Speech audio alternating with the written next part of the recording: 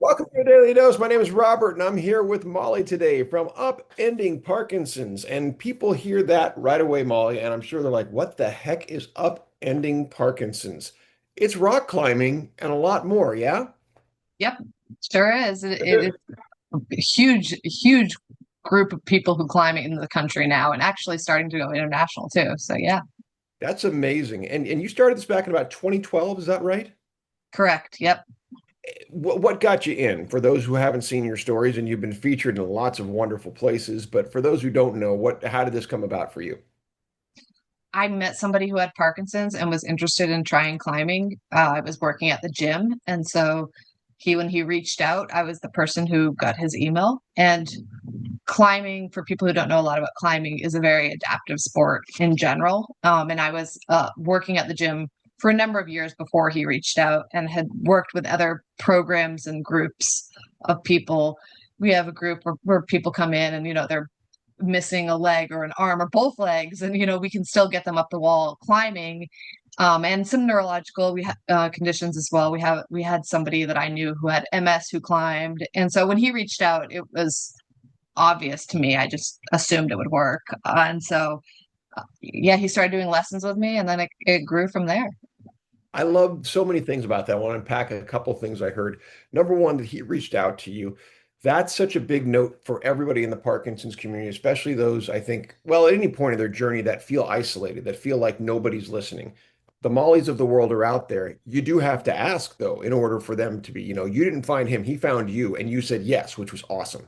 You also said that you assumed it would work. I think that's such an awesome place to come from instead of, some people, I don't know, and this, that, and the other. And it's okay to be skeptical, but when people shut things down without trying, as opposed to saying, oh no, we can yes and build that one step further.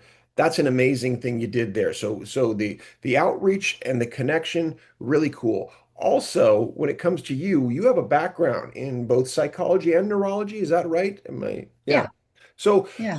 tell me a little bit about that and then what you've learned about Parkinson's, because was this your first foray into Parkinson's, this gentleman who reached out to you? He was, yes. So uh, I'm just fascinated by neurology, neurobiology specifically in general.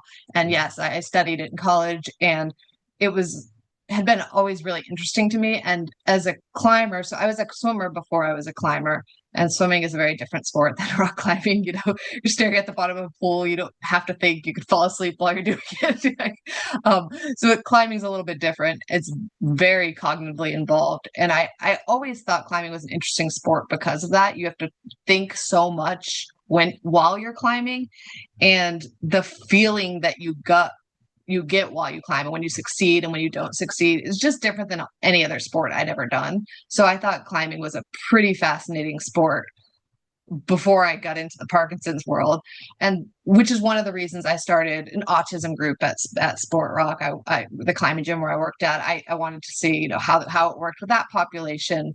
And that gym where I used to work, I since resigned, but I worked there for 17 years, is known as one of the biggest adaptive climbing gyms now in the country, because it was so fun to see different groups come in and succeed. Um, in terms of the neuroscience stuff, I was more into, this is going to sound bad, I think, drugs and the brain. I think that Oh was no, like, tell me more. I think that was not necessarily like, illicit drugs, but sure, illicit drugs too. It's fascinating how they work in the brain, but just the way that the brain worked on different medications and drugs was really where I was like fascinated and studied a lot before that. But the whole, I mean, you could spend your life researching the brain and still know nothing. You could just be a Parkinson's expert and still not know everything there is to know. So it's Oh, it's been a blast learning about Parkinson's and the brain and why climbing is helpful. And I really think that climbing is a great sport for Parkinson's. And now that I know about Parkinson's, it makes so much sense to me, why it would well, help. let's unpack that a little bit because, the exercise revolution really, stems back to like Dr. J. Alberts and the cycling research, right? In the 2007, 2008 era, rock steady boxing, very similar about that time. You're coming in, and there's other, they're not they are the only ones. Dance certainly doing its bit, and others. But you come in around 2012. What made you think beyond your own background, was there anything else? Did you start looking into Parkinson and say, oh, this is why this might work, or here's where the connections lie, or was it just discovery as you went? I think at first it was discovery as I went for the first short bit, honestly, when I was first working with the first John, the original climber, uh, 6 months or so. And I was thinking, this really helps you. And I was learning a little bit about Parkinson's, but then I started really getting into research with exercise. I remember Corcos, his studies were one of the first I was looking at, and he did like the high intensity stuff with rock climbing. And I think it was John telling me that it was really helping him and me Yeah. seeing that it was helping him. So I was like, okay, I always want to know why, right? Yeah. If I could have monitors on every part of the body while you climb and brain, it would be so cool to see what's actually going on. So I started looking at the different studies and what types of exercises were good for Parkinson's and why. And, I looked into big and loud and the dancing, the kind of everything that was popular or working for people with Parkinson's, and was kind of like picking apart through the studies like why they were helping people, which is, no matter what study you're doing, it's kind of a hard thing to really narrow down exactly why. If you're doing like boxing, I was like, why exactly? Even with climbing, the study we did, it was hard to be like, well, we can speculate why climbing was Right. helping. And so I was speculating from the various studies, and it was a lot of the things. So it was like the big movements that you had to do, not only in big and loud, but just in general with Parkinson's that were helpful. It was the high intensity exercises that Corcos was studying, and your heart rate. I wear a bunch of monitors, heart rate monitors while I climb. I know your heart rate goes way high.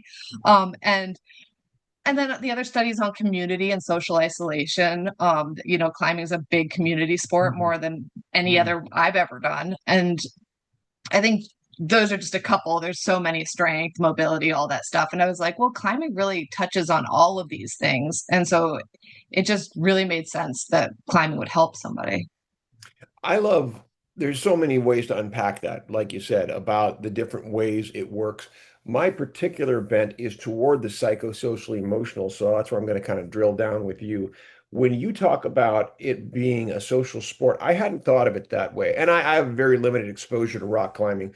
I got cast in a commercial where I had to learn on the job, and I climbed a 100-foot wall, and it was something. So and I'll never forget to this day the pain in my feet. Having to wear those shoes was awful. I hated that. The climb though, spectacular. And so what I felt, and I can recall, I can still see it very much. This was Red Rock Canyon out in the Las Vegas area, was the feeling of the sheer wall and being like, we can't climb that. And then getting closer to it and then saying, okay, look at that. And I do that one. Oh, and then look at this. And it was the reveal, one step, one move at a time. And that's where some of what you mentioned I can associate with. Is it a sport where people have to experience it to get it, or how much can they understand from the outside? Because I know I'm unpacking a lot of questions, but let me focus on this one. The people walk in, look at something, I'm sure, and think, I'm not a climber. The same way they walk into a rock steady boxing gym, I'm not a boxer. They might come into my class and say, I'm not a writer, right? The identity thing. But a rock wall is a very daunting thing. So, how do you get them to look at that and think, I can? What do you do?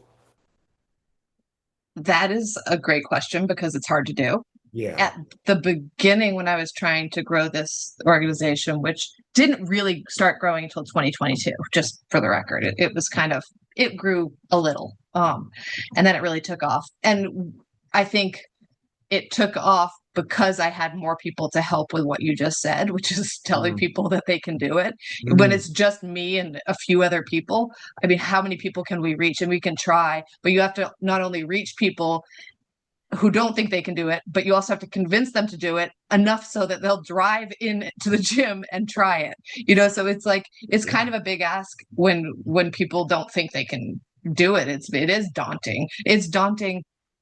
It's been something I've struggled with friends for my entire climbing career that don't have Parkinson's, And I started when I was 20, and getting my 20-year-old friends to join me at the climbing gym was a hard thing to do for some people because of that, because they were scared or didn't think they could do it. And now you're asking, people who have Parkinson's who might be 70, 80 years old, who might use a walker. They're like, there's no way I can climb. And so I think the videos, we have a lot of videos because I think having me tell you versus seeing somebody who looks like you doing it is different. And so we do a lot of videos, and I do a lot of talks where I just try and convince people they can do it. And I bring some climbers usually in with me because I think that's important, versus me telling What them. I'm Yeah, I bet the testimonials that because I get the same way. It's like I can talk about my experience all day, and even as a care partner, it's my dad who has Parkinson's, and but it's not the same as one of my students telling his, her, or their story. I'm guessing that's where you get a lot of bang for your buck, as it were. Yes, I like to tell the story about how our fourth or fifth climber that joined our little small group, he joined in about 2015, 16. He was 74 at the time. Now he's 84, still climbs. But when he first joined, he was older than the other three people I'd had at the time. And he looked significantly older. And so I was like, you got to come with me to these events that I go to, try to tell people to do it. And he did. And I think that helped a lot. Yeah, well, that's it, right? You got to illuminate when you have something that's groundbreaking. There's a pathway, and it's nice to hear you say too that you had that period from 2012 to 2022 that was relatively flat, right? There's very moderate growth, and then all of a sudden you hit a point where this was able to take off, and it captured enough people, and you were able to do that. Now that you've got, I'm guessing, enough people and enough evidence and people, to where you don't have to be the only person screaming, you've got other screamers. What are you noticing? What's the feedback like coming from the groups that are coming in? Is it validating a lot of your early thoughts? Are you still discovering things? Oh, it's extremely validating. I mean, I think I just this morning I got an email from somebody who has Parkinson's, has been climbing with a group out in California for a while now. And he shared a song that he wrote about it, two songs actually. He sang the song and wrote the song, and like it's a recording of it. It's amazing. And he also sent me three or four shirt designs he'd made that had like rock climbers on it. And he's not the first person to send me shirt designs that was from the group, and they get to kind of get creative with what they're good at and like doing and like do it with something they love. I mean, that's just today. I mean, I feel like all the time I'm getting so many people who are telling me I feel like everybody who does it for the most part is like shocked. They're like Mm, shocked that they can do it. They're shocked other people can do it. They love the community. And it's just been really validating. And the volunteers, because we're volunteer run, have been shocking. Like we have just as many, not quite as many volunteers as climbers, but pretty close. We have like roughly 800 volunteers, and they love it. Just I've heard from nonprofits when I first started, keeping volunteers was hard, but it's like we don't have that problem at all, which has been surprising and really neat. yeah, yeah. So people aren't just getting it there. It's becoming adaptive lifestyle stuff, it sounds like. It's really there's one thing to take on a sport or, an exercise because you recognize it's doing good for you. It's another when it becomes part of your identity. And for someone to artistically engage and sing the value of what they're going through, that speaks volumes or sings volumes. Exactly. It's like how I felt. It was amazing. And same with the designing of the shirts, because they're like, I'm a climber. I want to sport this. I love your shirts, but I want to make more. This is Yeah. what I am. Yeah. That's neat. Yeah, that idea, like you say, of personal ownership of something that, you helped uncover, but now they've made it their own. I'm guessing there's a tremendous amount of pride and back to validation in that for you, because when you're the one person pushing the rock, that gets pretty tiring. Yeah. Yeah, it does.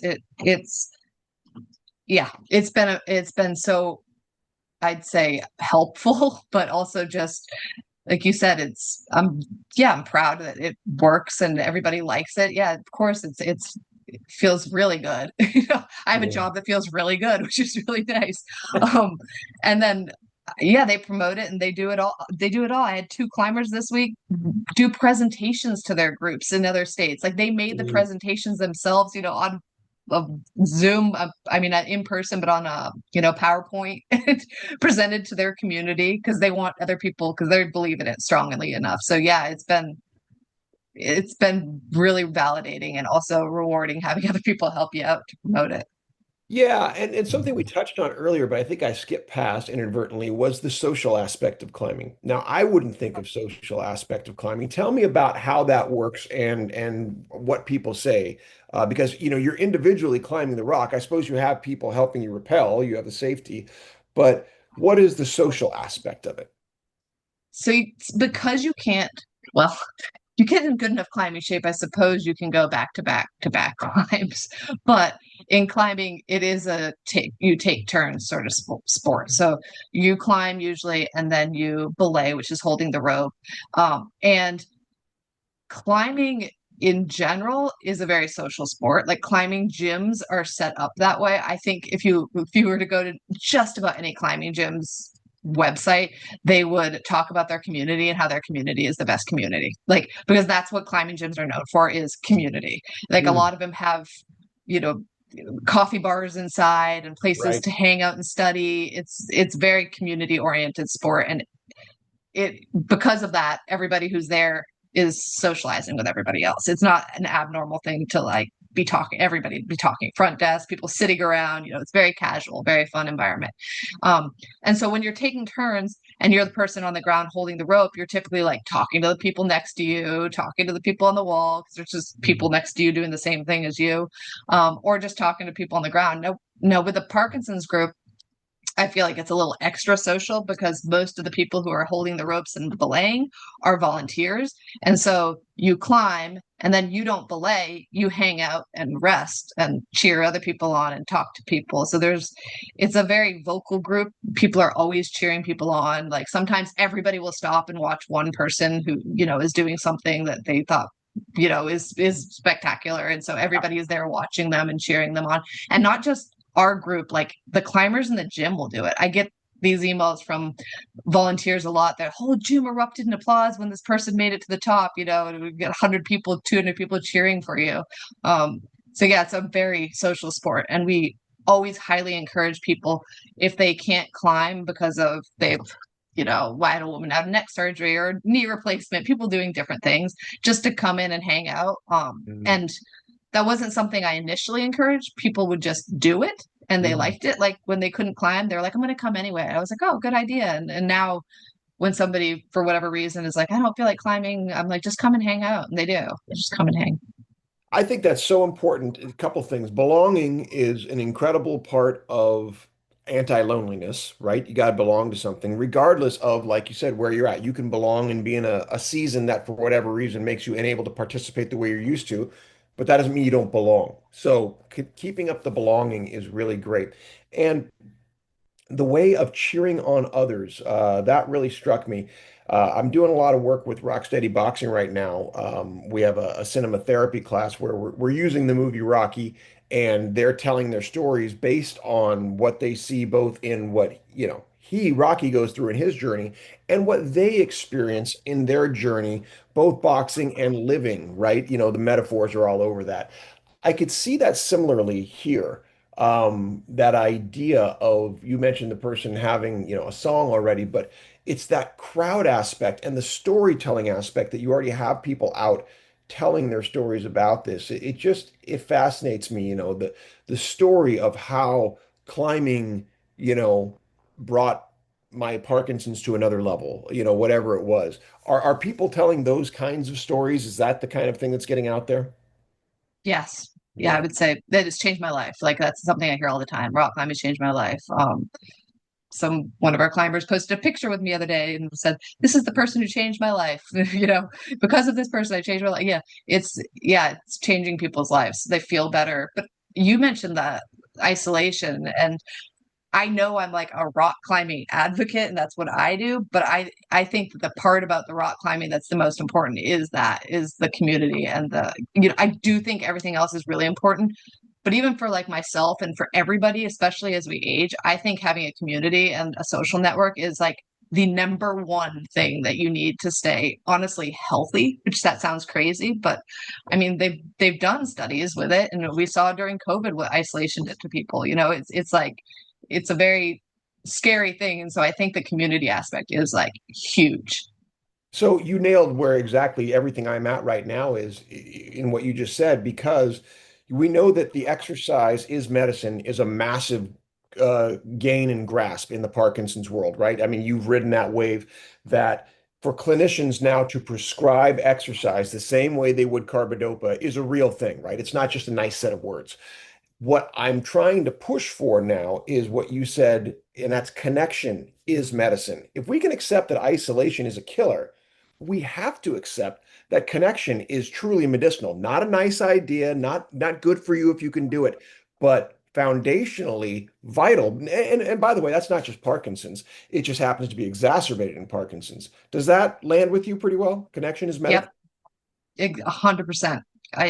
I fully agree with that. And you said not just Parkinson's. True, not just Parkinson's. Right. It's everybody. But even like Alzheimer's, like I have the genes for Alzheimer's, and I'm like petrified of getting. I'm probably going to. I don't know, but like I'm going to stave it off as much as I can. And like one of those things is community. I think that's like something I focus on for sure myself. Is I need to not be by myself, and be a part of a feeling like I belong with a group. I think that's really important.